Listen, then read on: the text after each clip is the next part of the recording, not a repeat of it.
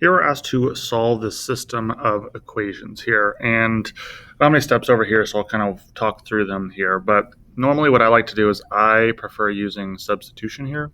And again, I see that there's an x squared value down here, so it's going to be a line and a quadratic. So the quadratic, I like to have my x squared, I want x as my variable. So what I'm going to do is I'm actually going to solve this for y. So I'm going to solve this for y so that I can substitute.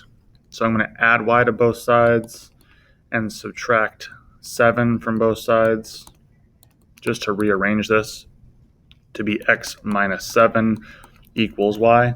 Now I can substitute.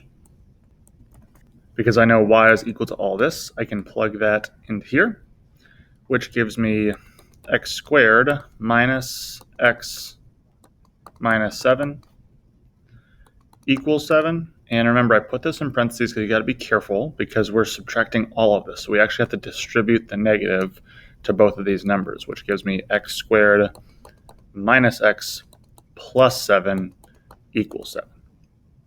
Now, since we're going to do that there, we can then subtract 7 to get this into standard form. And what we see here is we actually get x squared minus x equals 0. And so instead of going through quadratic formula or anything like that, we can factor this to pull out an x value because I know x goes into both of these.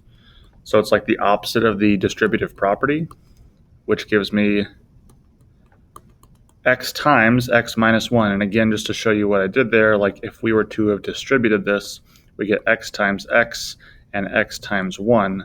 So again, I'm just pulling that x out to make it look a little different. Now I know that x can be 0 to make this whole thing 0, or x can be 1, which would make this whole thing 0. So my two solutions here are x equals 0 and x equals 1, which is great, but I am only halfway done because if I'm asked to solve this system, not only do I need x values, but I need y values. So what that means is I'm actually going to plug these back into my equation up here.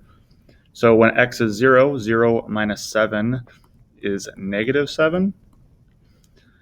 And when x is 1, 1 minus 7 is negative 6.